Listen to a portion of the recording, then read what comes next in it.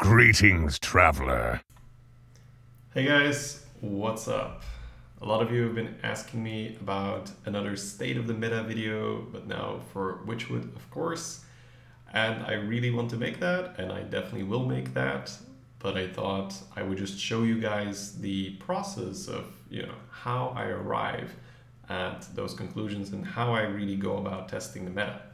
Because I wanted to give you guys a video, and I was like, well, why not just show people what I'm doing and give you guys, a glimpse into my thought process and how I try out certain ideas and then eliminate the ones that don't work and try to refine the ones that show promise. So we will be going over the majority of my Witchwood runs today. I'll be talking about 5 classes, the ones that I think show most promise, the ones that are also indicating the most promise through HS replay stats. And yeah, that's really all about it. So first, let's talk about what the meta is like. It feels fairly tempo-y. So even though after looking at all the Witchwood cards, I thought the meta was going to become slower, I think I made the same mistake in Old Gods. Old Gods looked too slow. And I mean, in a way, yes, the meta slows down because you can't just go phase because there were Bog Reapers and all that. Now there's Furious Ettins. A lot of the time it is still very snowbally. So once you do get on the board, it is quite a snowball. It just takes a while for the snowball to hit the ground and finish the game. So it is in a way a bit slower, but it's also very important that you don't fall behind on the board. There seem to be less comeback mechanics and a lot of ways your opponent can punish you once you're behind on board. So that's what we're working with. So the initial class rankings, according to HS Replay, looks something like this. We got Paladin number 1, we got Rogue number 2, Mage number 3, and then I believe they have Priest on 4, Warrior on 5. So we'll be taking a look at how I have been doing, my stats. Now I can somewhat agree with that. I'll need more time. I need a bigger sample size. I'll try to have a state of the meta video out by next week, hopefully sooner, of course. But I want to have at least a certain level of confidence that I know what I'm talking about. So why don't we have a glimpse at my stats right now to see what I've been doing. So as you can see on here, we have played everything except Warlock and Druid, and that's mainly because I want to get the state of the meta video out as fast as possible. So I need to play the things that I think show the most promise, because getting really good at a class that is just not going to be competitive doesn't really serve you guys, right? So you can see that I tried 1 Hunter and got 1 win. Now, that doesn't mean Hunter is that bad. I mean, it is fairly bad, but it was also an experiment and didn't really go too well. But here you can see that I've played 2 Mage runs. We've done 12 on both, so definitely doing well with that. Paladin, we got a 12 and a 7, I believe. Then Priest, we got a 10 and a 6. Rogue, a 10 and a 12. Then 1 Shaman run, which is also kind of an experiment, but we won't really be analyzing that one. And then 2 Warriors, which have gone 12 and 9. So overall, fairly good results, but probably high rolling quite a bit. Getting decent decks and maybe getting, maybe having a small leg up on the competition that will probably, it will probably normalize sooner rather than later. But in those runs, I have learned quite a bit already, and I can tell you guys those things and tell you guys what I'm thinking about and what I'm thinking about testing. So we'll just dive in, right? We'll start with Paladin. I'll go over 2 decks, the 2 decks I've played for the 5 classes every time. So the first deck here for Paladin went 12, and no, maybe not no surprise, but it is a good deck, of course. We can see that there are 3 Spike Rich Steed. That is not an exception these days, which is funny. but there's also a Stonehill in there, which is still very, very good in Paladin. Although Peacekeeper, which is not that common, you get him offered quite a bit, but he's almost always against Steed or Silver Sword or Vinecleaver, so you don't pick him up that often. I think we picked him over a 4th Steed in this draft, and I can't recall 100% whether that was the case, but I do remember that we felt that we could use the early game more. And then, yeah, 2 premium weapons. So this deck going 12 definitely had something to do with those weapons. Those weapons were very, very powerful. It's why I'm currently experimenting with drafting more of them to see how many you can get away with. I'm currently counting Vinecleaver and Silver Sword as roughly the same things, but I think it's safer to have Vinecleaver than Silver Sword, because Silver Sword, when you're off the board, it's not that great, and then Vinecleaver is still really good. But once you're on the board, Silver Sword is an amazing closer, so very, very powerful. I think a mix is probably still the best. When we were playing this deck, we definitely felt like we were waiting to get either the Silver Sword or the Vinecleaver quite a bit. We got an initial lead, but then if we hadn't hit the weapon, it felt like we would have fizzled out. So people always, well, not always, but I see this a lot. The Silver Sword critique is, oh, it's just a win more card. It doesn't do anything when you're behind. But you need those cards in certain archetypes. Paladin usually plays one of those archetypes. It's, you can get ahead, but can you close? Because if you get ahead versus a mage, but there's no closing power, you know, he's going to draw a Flame Strike at some point, or a Blizzard, it's going to wipe your board, and then you're probably not going to get there. Whereas once you have a small lead on board, you equip the Silver Sword, the game's over in 2 turns, right? It's so much damage, so much board, it's crazy. So definitely don't agree with that is a win more card. It is a win now card. It allows you to cash in certain board states. It's the same like Bloodlust. Bloodlust gets this a lot. We're like, oh, Bloodlust just to win more cards. Well, no, Bloodlust makes, you know, your board of 5 little things give you lethal. Whereas 5 little things would have never won you the game. But because of the Bloodlust, you can close out the game. So in a way, similar, but obviously much, much more powerful. So the experiment we want to do with Paladin right now is we want to mess around with the early game, because I'll show you guys the, we'll go over the other draft. The other draft went 7, and quality-wise, it really wasn't that much different. Yes, we only had 2 steeds, and we didn't have the Aldor. What's another difference? We didn't have the Stonehill. But there are a couple other good cards in there that the other draft didn't have. We have a Consecration, whereas the other draft only had Pyro to proc the equality. We had a Tar Creeper, we had a Basilisk. So I think the deck lost to one very, very aggressive hunter who had a phenomenal curve, couldn't do anything, and then 2 other Paladins. So that's very specific. So that probably exposed a weakness in how, you know, we were approaching Paladin. And what I want to try right now is to pick up more 1s and 2s for Paladin specifically, because I think right now the name of the game is to beat other Paladins, right? There's a lot of Paladin out there for good reason. It's a very powerful class. So I think every class you draft, every deck you draft needs to have a good battle plan versus Paladin. Otherwise, I think you're setting yourself up for failure. Now, you might not like that, but I feel like that is the situation, right? You need to have a way to either keep people off the board or to deal with Steed once it's on the board, preferably both. So the way how the Paladin keeps the other Paladin off the board is by having a better curve. So I want to experiment with more 1s and 2s. And then the funky thing is that before we didn't want those 1s and 2s because it felt like the quality of our deck would go down too much and there was too much AoE clear. Whereas now I feel like that's only the case versus mages, right? Shamans have lost their Maelstrom portal and are just not that popular anymore. There are still some warriors, but they no longer have Ravaging Ghoul. Yes, they have a bunch of Blood Razors, but once you're ahead, it shouldn't be that much of a problem. Plus, there aren't that many warriors anymore either. No more Blazing Longsword.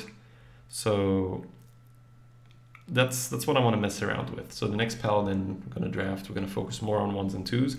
And then I still want to have a lot of these, well, a lot, like 3, maybe 4 of the big weapons, just to try it out. Because I feel if you guaranteed hit the board, these cards are amazing closers.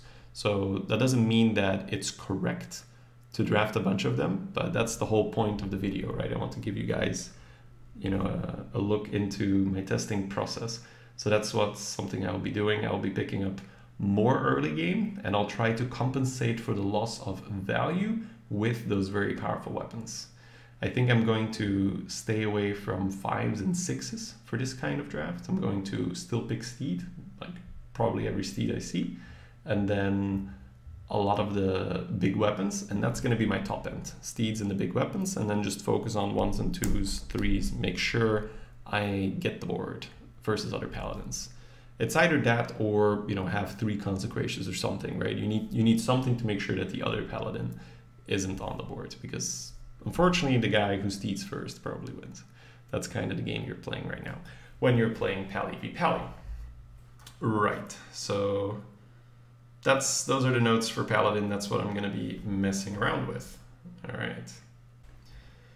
right, second we will be going over the Mage drafts. So they've both got 12, so not too much here to tinker with, but definitely some things to look at. Maybe some commonalities, maybe things that are, you know, giving us an edge, and we're going to look from it through, you know, the eyes of looking at. We're going to look at the meta, and we're going to look at the deck through the meta. So that means we're going to look at the classes that we have to beat, and then what allows us to beat those classes. So the first deck here was actually a bit of a, I'm not going to say a failed experiment, because obviously it went 12, but initially I wanted to go much more minion heavy. I got a Book of Specters early, and I wanted to try the heavy elemental, heavy on the board style. But then they gave me 2 Flame Strikes and the plan changed. So it was in this draft that I realized that the quality of Mage had jumped a lot, because Mage drafts didn't really look like this before. And that obviously has something to do with the quality increase, something that they did right before Witchwood hit, about like 48 hours or so. They increased deck quality again. So that means that we're going to have to change our approach in drafting. We're going to need to expect to get certain cards in order to get the best out of them. So this deck, 2 Flame Strikes, Primordial Drake, a Polymorph, a Fireball, lots of good stuff. But still, I mean, you look at the deck, it's really not insane. It's not obscene, right? Like, not compared to some of the other decks out there. So why did this work? I think the main thing we need to ask ourselves is, how does this deck deal with Paladin, right? That is the big question you need to answer for every draft. How does it deal with Paladin? And it's got a little bit of early game, right? It's got the Juggler, the Fisherman, and the Brew for 2 drops, and then Tempest, which doesn't really help too much, but it's not bad. So once again, a couple 2s again, right? Not doing the completely no 2-drop thing, but a lot of them have additional use other than just being able to be played on turn 2. Juggler obviously gets value past that. The Fisherman was surprisingly useful for spell damage in combination with the Flame Geyser, did that quite a bit. The Brewmaster can be used on the Novish Inventor, the Conjurers, the Kodo, it was used one time. So it definitely has alternative. All the 2-drops, almost all the 2-drops have alternative usages, right?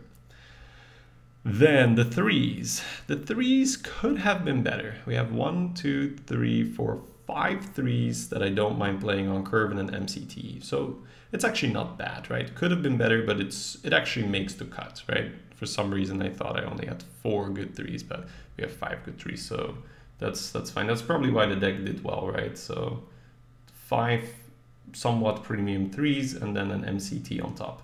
The Witch's Cauldron was also experimental. Didn't really do too much, but it also didn't feel like a bad card. So something to be experimented more with. Probably in Paladin, it's not going to be that bad, right? Especially if you're going to be trying the more early game approach, right? Get all the little things, and then Witch's Cauldron to refuel. But for this run, didn't really do too much. The Ghastly Conjurers were very good. You'll see that we have 2 of those in the other deck as well. The 4s, 1, 2, 3, 4, 5. Yeah, once again, 5 good 4s for curve. No problem there. So the deck was really about curving out to beat Paladin that way. And then you have 2 Flame Strikes and a Primordial Drake at the end as insurance to make sure that you, when you do fall behind, you can climb back on the board. Rogues are another thing, right? They are out there and they are ready to kill you, especially if you're a mage. So the Ghastly Conjurers were very useful there. I feel like rogues really need to push damage right now, and Ghastly Conjurers make it very, very annoying for the opponent. Like the 0-2 taunts are also very good against rush minions. They're excellent against weapons, etc., etc. So just overall really good. The Polymorph was amazing. Just kill Steed, which is what we said earlier, right? Either keep Paladin off the board or have a way to deal with their Steeds. This deck can do both, so it's obviously also a recipe for success. And then versus a lot of other classes, right? Versus Priests, versus Warlock, versus other mages most of the time, this deck was the aggressor. So it was on the board and pushing, which is what those bodies are for, right? We curve out with good 3s, good 4s, and then decent 5s. Then there is a Bone Drake and a Furnace Fire at the top end. So really not that heavy, and I think that's probably going to be a recurring theme in this expansion, or at least for now, unless they, until the meta either changes on its own or is artificially changed by Blizzard. You're probably not going to want to go too heavy, because it feels like once you get the Paladin off the board, you've kind of won. And then versus those heavy control classes, you want to be able to finish the game. So yeah, first deck. Second deck, quite different in how it closes out the game, because it has 2 Pyroblasts. So that completely changes how you can approach those matchups, right? The Warlock, the Priest, the other mages. This deck only needs to push 20 damage usually instead of 30, and it has a Pyro somewhat reliably to close out the game. I remember a game versus another mage where 7 or 8 turns in a row, we didn't really do much other than wait for Pyro, where it was a real slugfest. We just had small minions, he had small minions, we were just trading, keeping each other in check. No one really connected. Maybe we connected like for 3 damage over the course of 8 turns, but then we drew the Pyro and won. So that's how this deck wins, and it felt very powerful, right? It felt very good. So once again, we look at how this deck deals with Paladin. Less 2s, although the Zealot was phenomenal in combination with the Arcane Explosion and the Blizzards, very, very good. So I will respect Zealot in combination with those cards. Arcane Explosion and Blizzards was very, very powerful with those. But less 2s, right? So let's have a look at the 3s. 1, 2, 3, 4, 5, 6. 6-ish good 3s, right? And then you have Ripper and you have an Igneous. The Igneous felt completely useless. So I picked it up earlier for Elemental Synergy, but never really happened, and it just feels like you have no time. So that's somewhat of a failed, it's not a failed experiment, but it's more like something that didn't go anywhere, which happens a lot, right? On the path to finding what works, you find a lot of things that don't work. So once again, the 4s, we have 2 Conjures. They were very, very good, blocking out beneficial traits for the opponent. So good 3s, good 4s. You have 2 Water Alleys, 2 Conjures. You have a Yeti, so very, very premium 4s. Spellbreaker and Polymorph, once again, a way to deal with Steed, a way to deal with big taunts. Because make no mistake, when you're not playing against a Paladin or a Hunter or a Rogue or any other like really, really aggressively curved deck, you'll be attacking with this kind of a mage. So you will be pushing damage on the board. So Polymorph and Spellbreaker to get through taunts are very useful. Then 2 Blizzards and a Flame Strike and a Meteor, so very powerful, but I don't think it's that rare of an occurrence right now. I think the power level of decks is just really high. So we need to make advantage of that, right? Or take advantage of that. Geist was more of a top end for a finisher. Didn't really do that much, but the games it came down, it was good and did draw either removal or awkward plays from the opponent. The Eton was good. I think the Furious Eton is just a good card right now. And then, as we already mentioned, 2 Pyroblasts to close out the games with. So yeah, this type of mage feels very powerful. Like I said, they both win 12, so it's kind of hard not to appreciate it. The deck I'm currently sitting on is probably going to lower the mage average by quite a bit. It's currently 2-2, but I played it at the end of the stream and I was really tired, and I think I lost both my games through sloppy play. But it doesn't have any of those cool cards. It's a bit of a low roll. It's more of a... It has high quality minions, so the curve is good, but there's no Blizzard, there's no Flame Strike, there's no Fireball, there's no Pyroblast. It just has 1 Polymorph. So a bit of a low roll there, but I'll see how far I can get with it. But overall, Mage does feel powerful. Moving on to my personal favorite, the Rogue. I really enjoy playing these kind of rogue decks, and we haven't been able to play them for a while, so very, very happy that you can do that now. We'll be taking a look at the first deck here. This deck went 10, if I believe correctly. Yes, this deck went 10. And ended, I think, on a misplay, so there was perhaps potential for 12. Who knows? Pilot errors do occur, of course. So once again, how does this deck beat Paladin? That's the big question every deck needs to be able to answer. Well, we have a dagger, which obviously puts us in a very good spot by default versus Paladin. Our hero power cancels out theirs and more. Basically, 1 hero power for every 2 of their hero powers, which is very powerful. It also deals with divine shields, etc., etc. So that means that we don't need that many 2s, and in this particular draft, we had 0 2s. Most of the 2s are there for compensating when you don't have coin, so you get to go 2 into a 3 rather than pass into a 3. But with Rogue, you're not passing onto, you're daggering. And as we mentioned, dagger is a very good tool to be Paladin, so wasn't too stressed about picking up 2s in Rogue. That doesn't mean we'll never do it. We'll see in the next draft. I think I do have a couple ones. But why did this work? We have Perdition's Blade, Poison, and Shadow Blade to keep early game aggression in check, right? If your opponent plays a 3-drop with 3 health, all of these cards can deal with that very nicely. You have SI Agents to help you clean up early messes, especially with coin. Then on turn 4, it was fairly weak. I think I would have liked to have another 4, but we worked with what we had.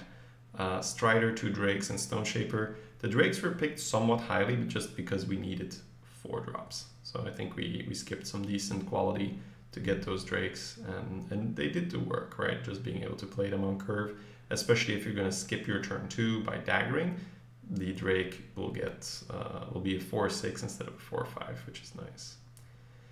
Then Scalebane to snowball your lead, 2 Castaways, which were very useful.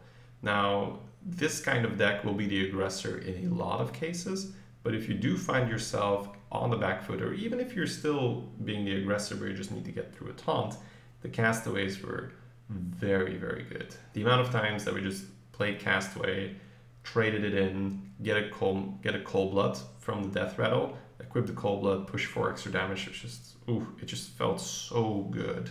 It's a really, really nice card for what we're trying to do here.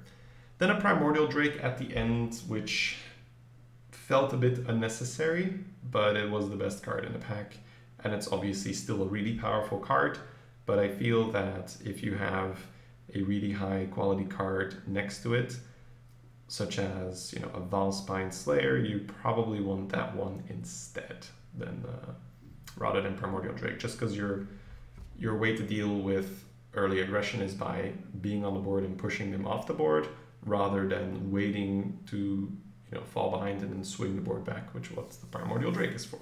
Now, even if you don't have a deck like that, Primordial Drake's still good, so that's why we picked it, but it's not quite as good as it is in other classes. Then, let's see if there was anything else worth noting. Pickpocket. Didn't do anything. Now, that doesn't mean it's a bad card. I'm just giving you my initial experiences, my initial observations. I had a Minstrel, and that one did a lot. And the other deck you'll see has 2 Minstrels, no Pickpocket. They also did a lot. So I will definitely experience with another Pickpocket, or experiment with another Pickpocket. But so far it feels like the Minstrels outperform the Pickpocket by quite a bit. But then again, I have heard from other very powerful players that have done well with Pickpockets. So I will definitely give it another go. It's just maybe in this instance, I never felt like I had mana to go for it. I almost always had other things to do. And then, if I was on the back foot and needed a Hail Mary, it never delivered. So, but it's probably just variance, right? All right, let's look at the second rogue deck. This one went 12, and it was such a treat to play. So I didn't go over the Cold Bloods in the previous deck. I'll go over them in this deck. They were phenomenal. They're so good. They just help you push damage versus anything that's not, like even against Paladin, right? Just being like, hey, I just turned my 5/4 into a 9/4. Do you have something, or are you just gonna lose? And a lot of the time they just lose. They just don't have something. And it's really fun to be able to just cold blood something and say, hey, it sticks. They don't have anything. Okay, he's dead on turn 5. That happens, right? I killed people on turn 5, killed people on turn 6. It was a very fast 12. The Marsh Drakes were something very specific in this deck.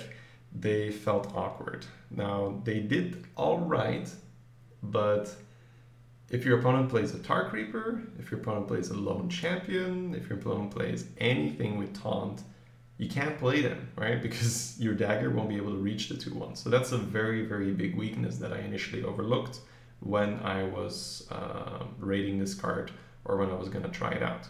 I'm happy I tried them out, and they were definitely not super dead weight, right? We did have a Betrayal, so being able to play the Marsh Drake, give your opponent a poisonous minion, betray the poisonous minion to kill a big taunt, then hero power the poisonous minion, was very fun. So there were some nifty memes you could do with the Marsh Drake, but overall I wouldn't pick them too highly. They're definitely not unpickable, right? Sometimes just a 5/4 on turn 3, which is really good. Other times it's more of a card you need to hold in your hand. So I would say if you have the option of going for a 3-drop, you probably want something more like a Pixie over a Marsh Drake in your mulligans as well. Because if you go all in on keeping the Marsh Drake and you do have the Lone Champion, you're screwed, right? So something to look at. Pick the Firefly and a Dire Maul mainly for the Paladin matchup, right? If you get to Dire Maul on 1, Dagger on 2, it's kind of over. Paladin's like, how am I ever going to get the board versus a rogue that had the Dire Maul on 1, right? It just doesn't happen. So they're very, very nice. Also picked them because I had the 2 Minstrels. So that's something that was really required in order to keep the engine going. Make sure we have enough card draw. I'll experiment with 3 of those effects the next time if I can. So I'll try out maybe 2 Minstrels and a Pickpocket, see if that's too much, if it's too clunky, or whether it's just right. And then if that works, I'll try a little more. That's kind of how the whole testing process goes. Like, if it works, let's try a little more. And then I keep trying it until I'm like, okay, that's too much. So that's how I find the sweet spot of how much or how many of each I want. In terms of the early game defense, right? 2 Perditions and a Poison. So that seems to be quite nice, right? The last deck as well had a Poison, a Shadowblade, and a Perditions. This one, 2 Perditions and a Poison. So that kind of feels also the number I want to be around when it comes to the early game weapons, about 3, because I do count Poison as an early game weapon. Then turn 4 was decent, but could have used another one. I did lose 1 game flat out because I didn't have a turn 4 play. So if that happened again, the deck probably wouldn't have gone 12. So probably want at least 4 good playable 4s, which this deck didn't have. We had 3. So probably just got lucky that that didn't happen more than once. One game I had to coin my Minstrel on turn 4 and float a mana, which was terrible. So yeah, hopefully the next draft we can get 4 good playable 4s. Then the Bittertide Hydra was amazing. Really good. Like really, really good. Played it, people couldn't kill it, people died.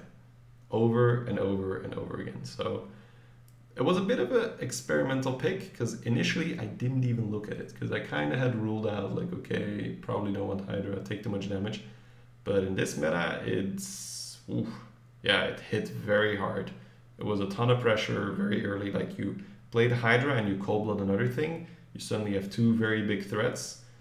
People don't have Dragonfire or Fellfire or, you know, any of the other removals a lot of the time.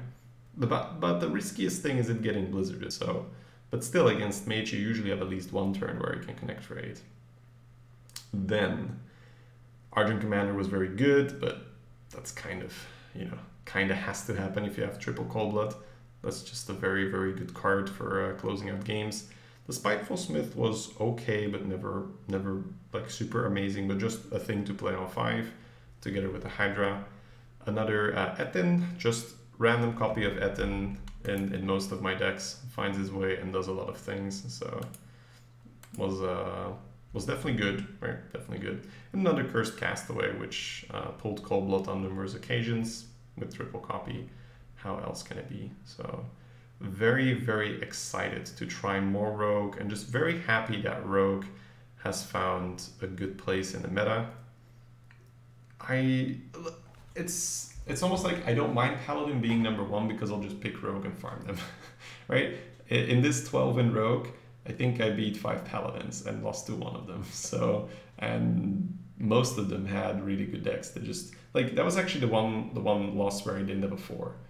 Otherwise, I would have gone 6-0 versus Paladins. But the one loss versus Paladin is where I had to skip turn 4. And then you could really see the nasty things that happened, right? It was 1 turn of no pressure, and then he played Kings into Steed, and it was over. So yeah, that was enjoyable. But it does give me a good idea of like, okay, so if I just curve out as a Rogue, Paladin doesn't get there. Sweet. All right, that's it for the Rogue. Let's move on. Alright guys, next up we will be talking about Warrior. Warrior has also done very well for me, but I think we're high rolling the drafts, but we will be experimenting more with it once. I'll be prioritizing the Paladin, Mage, and Rogue because that's what most people are going to want to play, and that's what most people are going to want to know. How exactly do I draft them? But then Warrior and Priest on the side will be more these little side projects for me to work on. Just more for fun and, you know, if I'm not really in the mood to play one of the top 3, or when they're simply not offered. It's always good to have this in the back of your pocket as a plan B should, you know, Rogue, Mage, or Paladin not be in your drafts. Right, so this deck went 12 from 0 and 2. So it lost the 2 Priests, which kept clearing everything, and then it demolished everyone.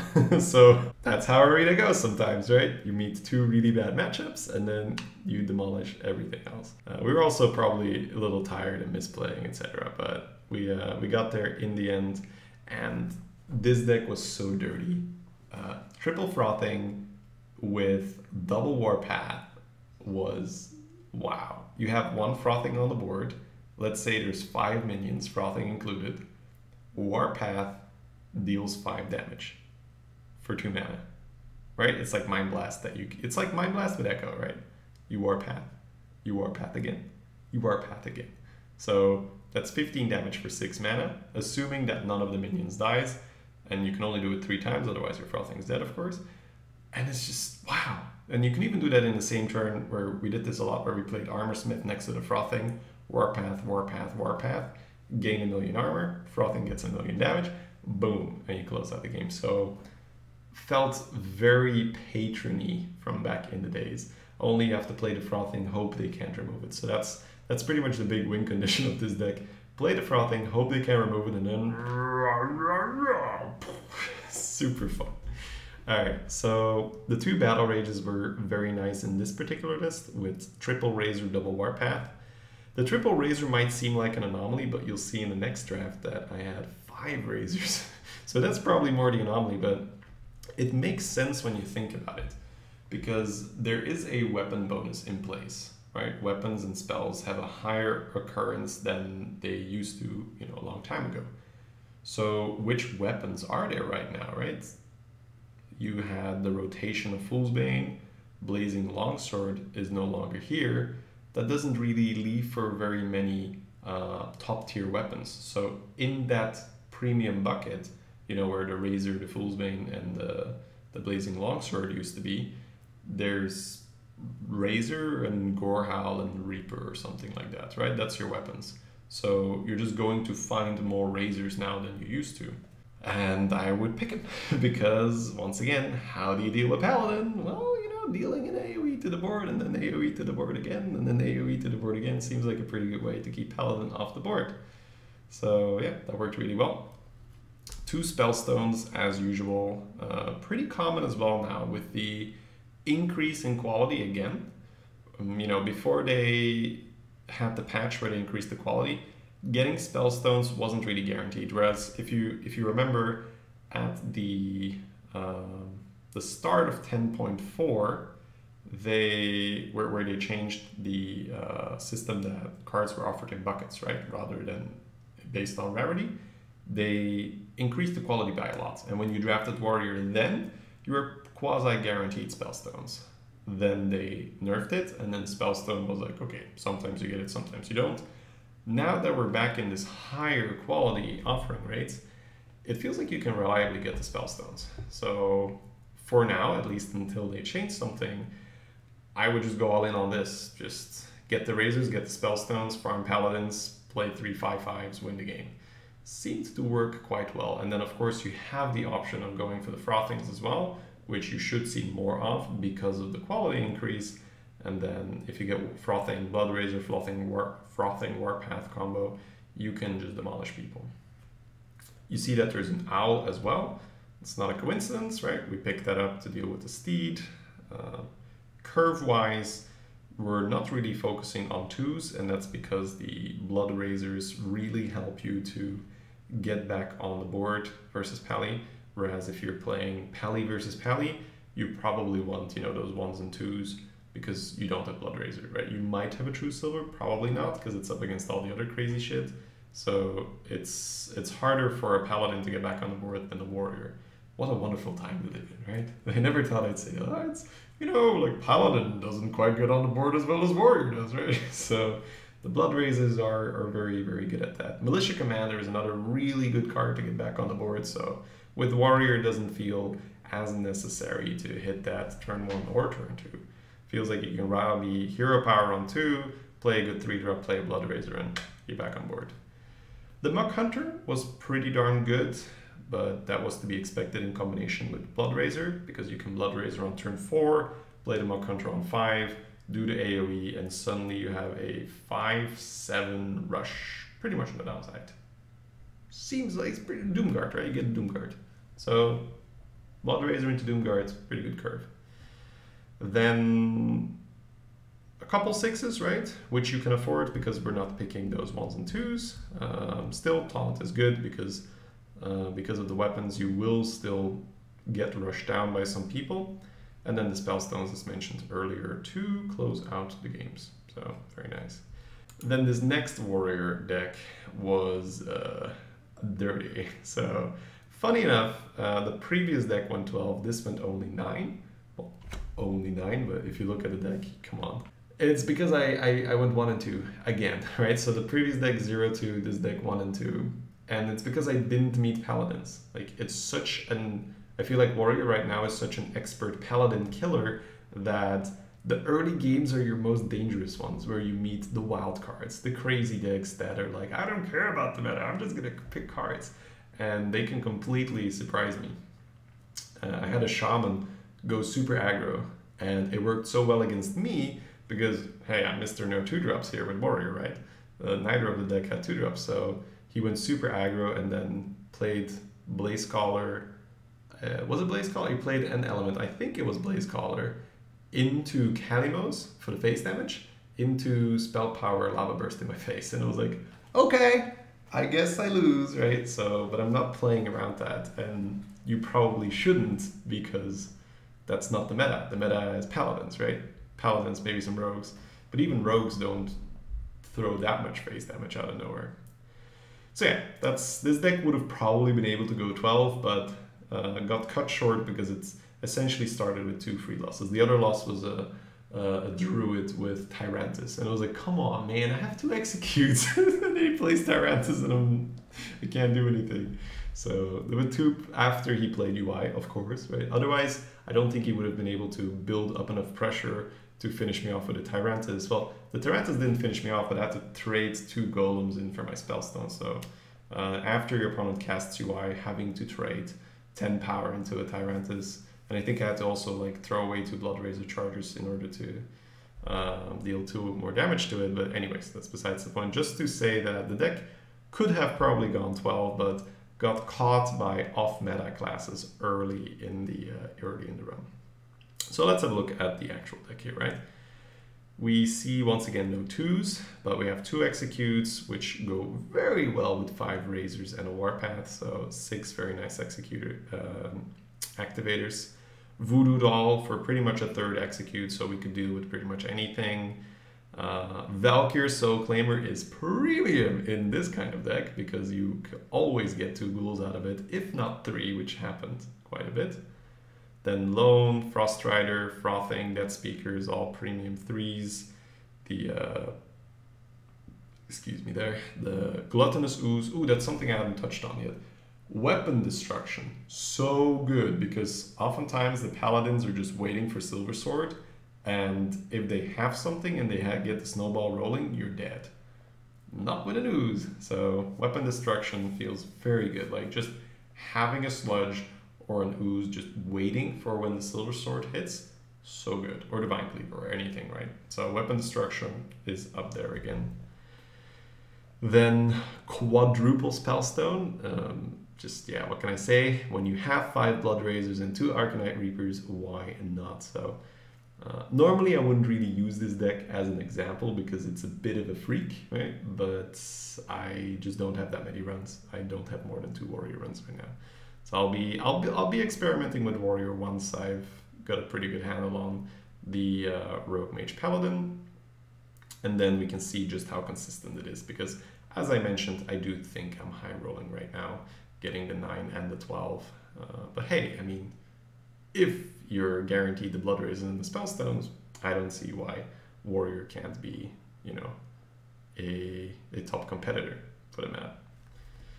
Okay, guys, and then we'll be moving on to the last class, the Priest, for now.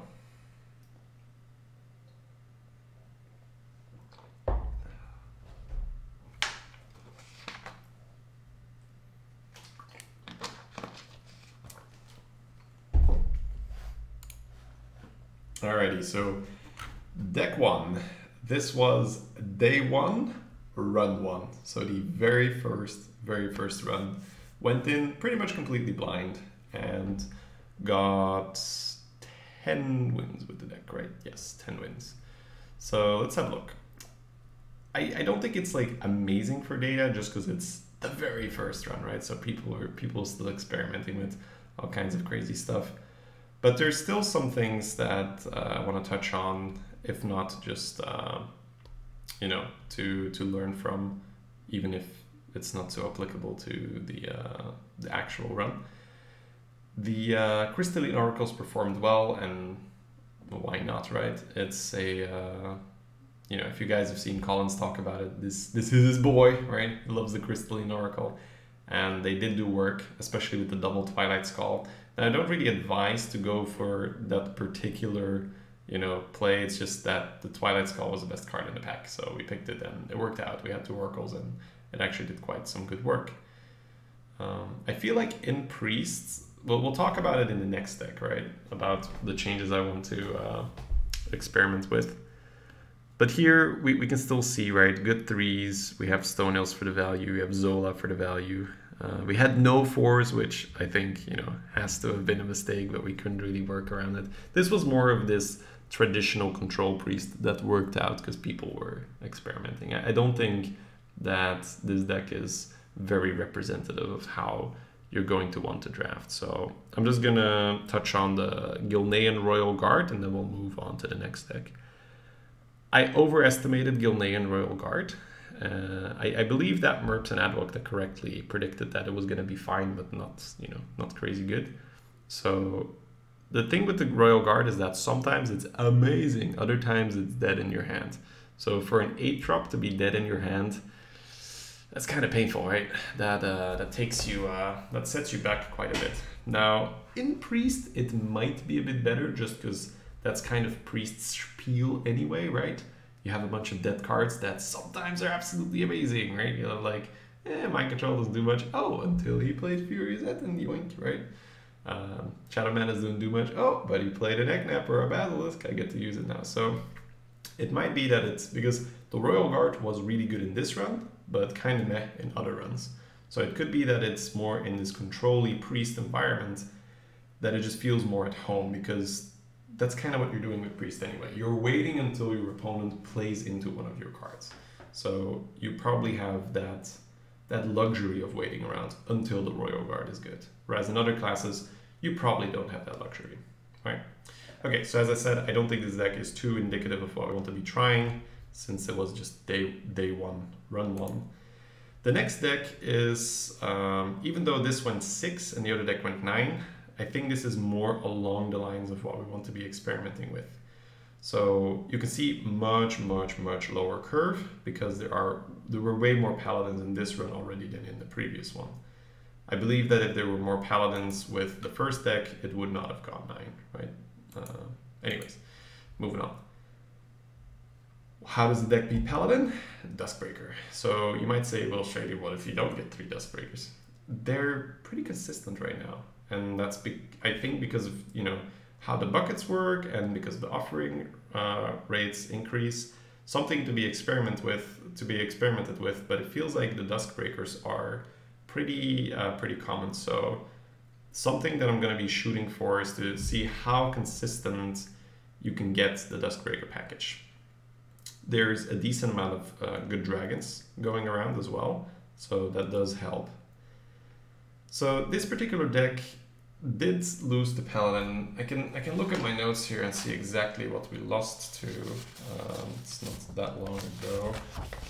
We lost to Paladin, Rogue, right? So the main problem is that we didn't, like the Rogue loss, we didn't find the Duskbreaker, and in the Paladin loss, he had Alliance Justice and got ahead on the board. So those are two things that might potentially be remedied by adding more early game. So that's kind of funky how I want to experiment with this, because this is already a pretty light priest, but I want to go even lighter and just build a more tempo-y priest. So the 2 Devour Minds were actually really good, and it's because you're already going for a fairly low curve. If you look at this deck, this is pretty atypical for priests, but the Devour Minds allowed you to close out games versus control decks. So in mirror matches, we were always the aggressor. Versus mages, we were often the aggressor, which is ridiculous to say, priest being the aggressor versus mage, but in this kind of deck, it made sense. The elixirs allow you to snowball, right? You get ahead on the board, you use the elixir, you snowball. The Scalebane allows you to snowball. So what I want to be experimenting with Priest right now is to pick a really good number of early game. I'm not sure on the specific numbers, but I'm just going to try and see what happens when we pick 1s, 2s, 3s, and a couple good 4s, right? I'm going to scale back on the 5s unless they're premium, such as Scalebane and Sludge. As we talked about, Dragons and Scalebane is just really good. Sludge, Weapon Destruction is premium. So I'm going to try to not pick 5s and 6s unless they're absolutely crazy good. And then I'm going to pick these really high value cards to close, right? Devour Mind, Mind Control, maybe Amber, something like that, right? I want my late game cards to really, really count. Maybe Thought Steal, right? Those kind of cards. Maybe Stonehills, that's also fine. So because they kind of double as that early game. And it's with this kind of strategy that I want to see how consistent you can get on the board and still defend yourself with the Duskbreakers versus Pallies and versus Rogues, and how well you can close out games versus slower decks where you just get ahead on board and then wait until you hit one of your really powerful late game cards, such as the MC, the Amber, or Devour Mind, etc. So that doesn't mean it's going to work, but that was the whole point of the video, just to give you guys a glance of what I'm thinking about, what I'm working with, and then I hope to get you guys a nice, crisp and well tested state of the meta video sometime next week. So that's gonna be it for me for today, guys. Thank you so much for watching. If this video was useful to you, please do hit like and subscribe if you haven't already. And then I will be very happy to see you guys next time.